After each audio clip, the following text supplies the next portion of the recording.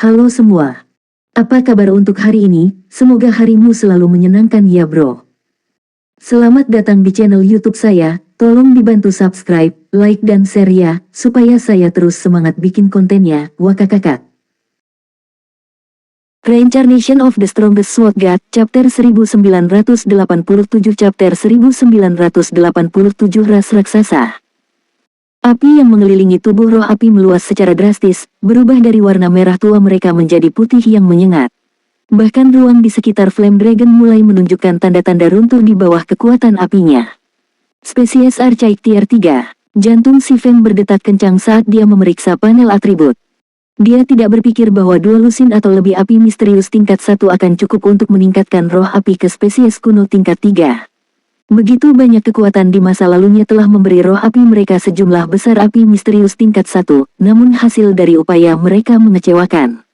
Sebagian besar kekuatan hanya memelihara roh api mereka ke dalam spesies kuno tingkat 3 setelah memberi mereka sejumlah besar api tingkat 2. Si Feng berasumsi bahwa roh apinya akan tumbuh paling banyak ke standar tingkat 3, dan dia harus memberinya api misterius tingkat 2 jika dia ingin itu menjadi spesies kuno. Dia tidak menyangka tingkat penyerapan roh api tingkat lanjut menjadi begitu efektif. Sekarang setelah Advance Fire Spirit-nya adalah spesies Archaic Tier 3 dengan kecerdasan yang lebih tinggi, kekuatan tempurnya seharusnya lebih besar dari Grand Lord biasa dengan level yang sama. Padahal, jika itu benar-benar terjadi pada pertarungan 1 lawan 1, roh api tingkat lanjut masih akan memiliki peluang tinggi untuk kalah karena Grand Lord yang sebenarnya memiliki HP yang jauh lebih banyak. Namun, si Feng puas dengan hasil ini. Meskipun dia bisa memanggil Kite dan Ana untuk membantunya dalam pencariannya, dia tidak ingin mengambil risiko mereka. Membangkitkan pengawal pribadi sangat merepotkan, dan bahkan jika dia membangkitkan mereka, mereka membutuhkan cukup waktu untuk memulihkan kerugian mereka. Untungnya, roh api adalah cerita yang berbeda. Bahkan jika itu tiada, dia bisa menggunakan kristal ajaib untuk memanggilnya kembali. Selanjutnya, setiap kali dia memanggil roh api, sekarang itu adalah spesies kuno tingkat 3, dia hanya perlu menghabiskan 300 kristal ajaib.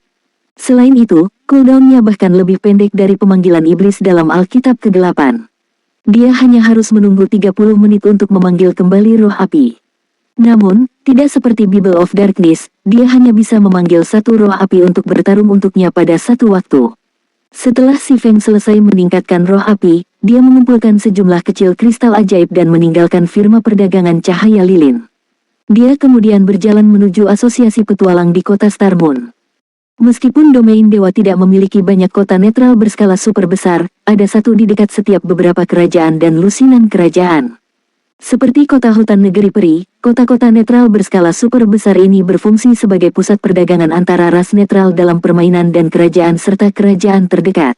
Untuk memasuki kota netral berskala super besar, seperti Sea of Trees, pemain harus menyelesaikan misi khusus. Kota netral yang ingin diaktifkan si Feng disebut kota kapak guntur, rumah bagi ras raksasa. Dari segi penampilan, raksasa tidak berbeda dengan manusia, hanya lebih besar. Secara umum, Giants memiliki tinggi setidaknya 4 meter, dan fisik mereka bahkan lebih kuat dari Ore. Raksasa lahir untuk bertempur. Selain ras Titan, pertahanan raksasa adalah yang tertinggi di antara banyak ras netral. Di masa lalu, pemain Giant Shield Warrior dan Guardian Knight sangat populer di antara berbagai kekuatan besar. Beberapa dari berbagai negara adidaya bahkan telah menekan beberapa anggotanya untuk beralih ke ras raksasa karena tidak ada yang melarang pemain ras netral untuk bergabung dengan persekutuan manusia. Namun, mereka akan dibatasi di dalam kota manusia. Tapi bagaimana masalah sekecil itu bisa dibandingkan dengan manfaat memiliki tank yang kuat? Tentu saja, meski keunggulan raksasa sudah jelas, kekurangan mereka sama mencoloknya.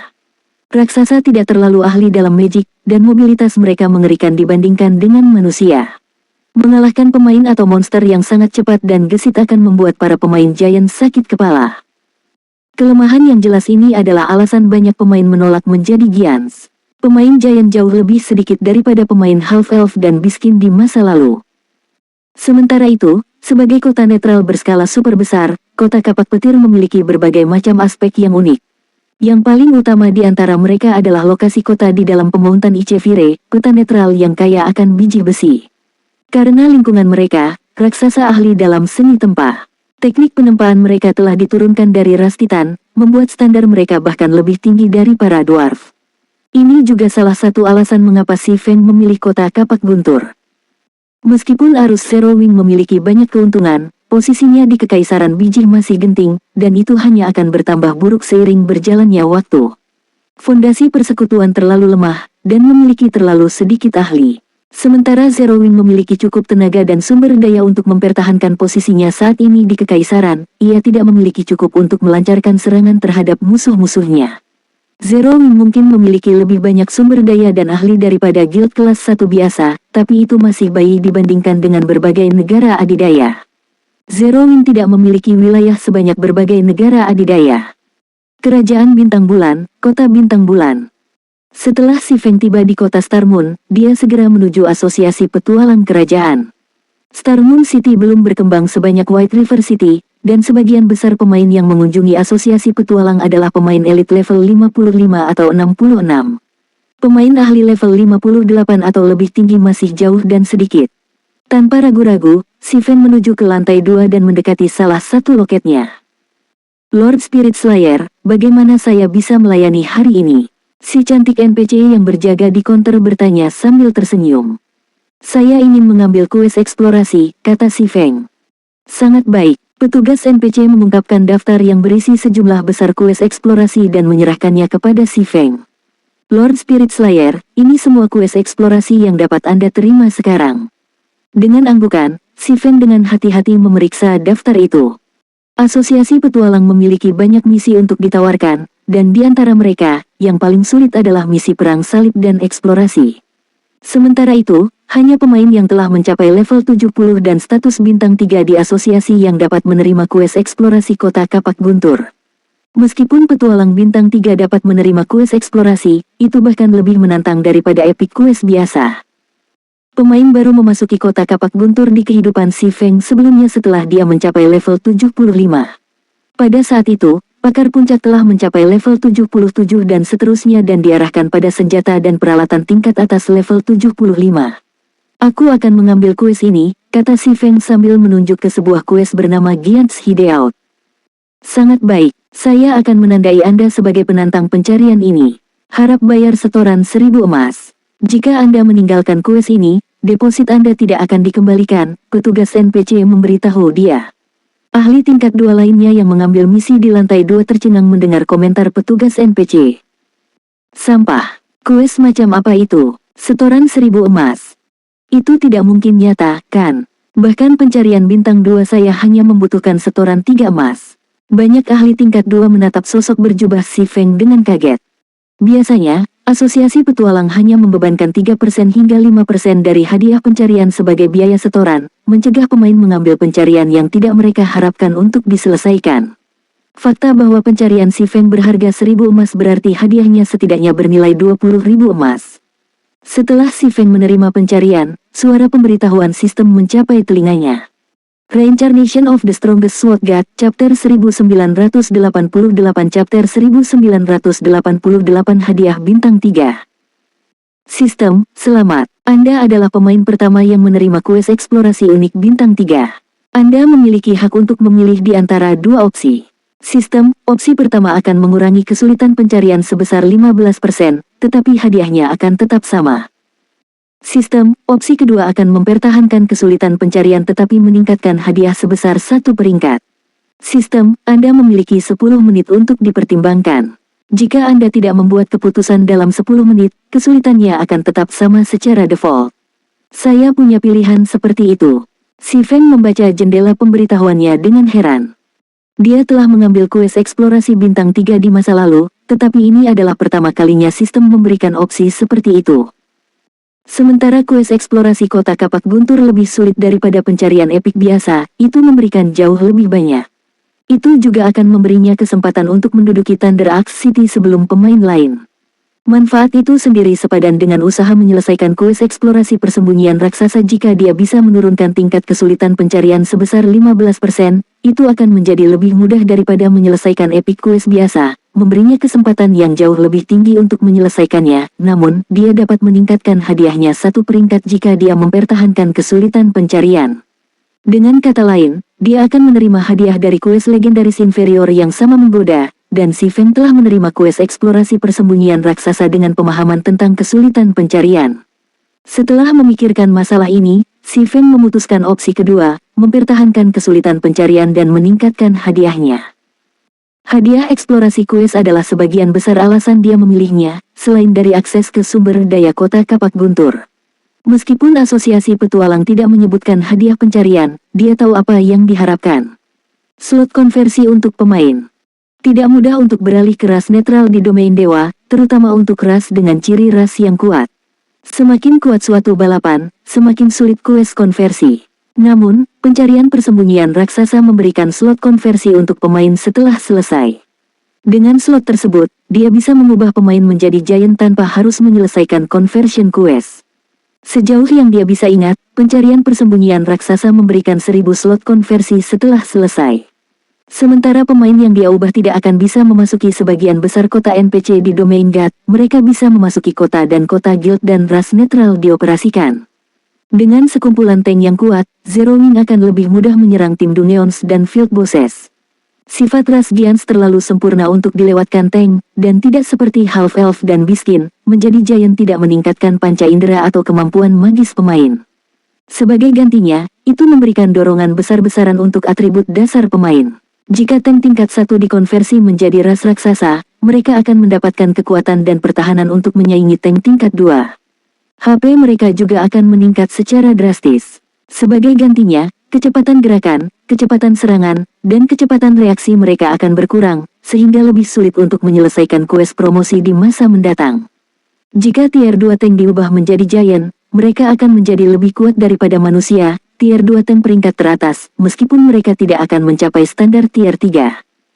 Kekuatan super yang telah menyelesaikan pencarian persembunyian raksasa di masa lalu telah meningkatkan kekuatannya dengan selisih besar dengan sangat cepat karena 1000 slot konversi.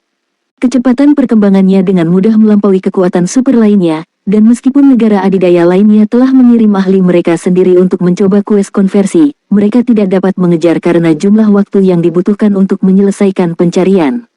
Setelah Si Feng membuat pilihannya, petugas NPC mengeluarkan Magic Scroll kuno berwarna coklat kekuningan dan menyerahkannya kepada Si Feng. Lord Spirit Slayer, Magic Scroll ini akan membantu Anda melepaskan segel magic di jalan setapak untuk sementara. Namun, Anda hanya dapat menggunakannya sekali, jadi pilihlah waktu dengan hati-hati. Jika Anda mengeluarkan Magic Scroll tanpa menyelesaikan misi Anda, penggantian akan dikenakan biaya 1000 kristal ajaib, petugas NPC menjelaskan dengan hormat. Saya mengerti. Si Feng mengangguk saat dia menerima gulungan ajaib. Kues dari asosiasi petualang berbeda dengan kues eksplorasi yang ditemukan di tempat lain. Jika pemain gagal dalam pencarian yang mereka terima dari asosiasi, mereka paling banyak akan kehilangan beberapa koin atau kristal ajaib. Mereka tidak akan menderita penalti yang memengaruhi performa mereka dalam pertempuran, seperti pengurangan atribut dasar. Inilah mengapa sebagian besar pemain lebih suka menerima misi dari asosiasi petualang. Begitu dia meninggalkan asosiasi, Si Feng berjalan ke aula teleportasi dan melakukan perjalanan ke kota perbatasan di kerajaan Duri Ungu. Ini juga merupakan kota terdekat dengan pemountain Ichevire. Tanpa sepengetahuan Si Feng, tindakannya di asosiasi petualang telah menimbulkan keributan. Tidak ada pencarian yang membutuhkan deposit 1000 emas biasa, dan banyak pemain dalam asosiasi mulai mencari pencarian persembunyian raksasa meskipun banyak pemain tidak dapat menerima beberapa misi asosiasi petualang, mereka akan muncul di daftar misi yang tersedia sampai mereka selesai. Apa yang sedang terjadi? Mengapa tidak ada misi seperti itu di daftar quest eksplorasi saya? Mungkin kita tidak memiliki peringkat yang cukup tinggi. Itu tidak mungkin. Saya seorang petualang bintang 2. Apakah orang itu petualang bintang 3? Itu bahkan lebih kecil kemungkinannya. Bahkan ahli puncak persekutuan tingkat pertama, yang telah berfokus pada pencarian asosiasi petualang, belum mencapai standar bintang 3. Pencarian bintang 3, siapa pria itu? Setelah Si Feng pergi, para pemain dalam asosiasi petualang terlibat dalam diskusi panas. Mereka semua ingin mengetahui identitas pemain yang telah menerima kues eksplorasi misterius ini. Berita tentang acara tersebut dengan cepat sampai ke kediaman Star Alliance di kota Star Moon. Saya tidak pernah menganggap bahwa asosiasi petualang telah menyembunyikan misi besar seperti itu. Minta seseorang memberitahu Crimson Feather dan yang lainnya. Katakan pada mereka untuk menjadi petualang bintang 3 secepat mungkin, Galaxy Pass, yang duduk di kantor Guild Leader, memerintahkan setelah membaca laporan yang dia terima dari bawahannya. Berbagai persekutuan besar seringkali memiliki banyak tim yang fokus pada berbagai aspek pengembangan. Beberapa tim mengkhususkan diri dalam menyelesaikan pencarian asosiasi petualang dan meningkatkan peringkat mereka dalam asosiasi, sementara tim lain berfokus pada pencarian yang hanya tersedia di lapangan, dan tim lain berfokus pada peningkatan reputasi mereka di kota-kota NPC tertentu. Dengan melakukan itu, persekutuan bisa mendapatkan keuntungan yang lebih besar dalam permainan. Hai, segera beritahu Crimson dan yang lainnya. Purple Eye, yang saat ini mengenakan satu set jubah biru tua yang mewah, menjawab. Guild Leader, apa yang harus kita lakukan tentang situasi Witch Hill? Persekutuan yang memiliki 2 kota persekutuan di daerah tersebut telah mengundang kami untuk bergabung dengan aliansi mereka, dan saya mendengar bahwa banyak persekutuan sekarang mendukung kota-kota tersebut. Bahkan Sin Realm, guild kelas 1 dari kerajaan Purple Tones, telah bergabung dengan aliansi. Mengapa kita tidak bergabung juga? Bukit Penyihir telah menjadi pusat perhatian di Star Moon Kingdom. Peta itu adalah satu-satunya produsen primordial Crystal Fragment, dan selama pemain mencapai tingkat 2, mereka bisa memasuki gerbang dunia lain, yang menawarkan sumber daya yang melimpah. Jika aliansi bintang bisa mengamankan pijakan di Bukit Penyihir, itu bisa sangat membantu perkembangan persekutuan. Dosa Realm, kan? Setelah memikirkan masalah ini, Galaxy Pass menggelengkan kepalanya dan berkata, mari kita tunggu dan lihat sekarang. Beritahu mereka bahwa persekutuan kita memiliki beberapa masalah yang harus diselesaikan terlebih dahulu, jadi kita tidak dapat bergabung dengan mereka saat ini. Apakah kita benar-benar akan menyerah pada kesempatan pengembangan yang bagus? Purple Eye bertanya, bingung. Menurut jaringan informasi Paviliun Rahasia, kuil Dewa Jahat bersembunyi di balik bayang-bayang alam dosa. Aku ragu Zero Wing akan mentolerir pawai kota persekutuan lebih lama lagi, kata Galaxy Pass, terkekeh. Jika kedua kota itu benar-benar bisa mempertahankan diri, kita bisa bergabung dengan mereka nanti. Saya mengerti. Mata ungu mengangguk. Dia kemudian mengirim balasan kepada perwakilan kota persekutuan. Eselon atas yang mengendalikan kota persekutuan di Bukit Penyihir menerima balasan Galaxy Pass pada saat yang sama. Dia telah menolak tawaran itu. Betapa pengecut. Dia benar-benar mau mengabaikan kesempatan emas seperti itu. Sepertinya Zero Wing telah mengalahkan Star Alliance hingga menyerah. Saya setuju. Bagaimana bisa Star Alliance bahkan dianggap sebagai guild kelas 1 dengan sikap pengecut seperti itu?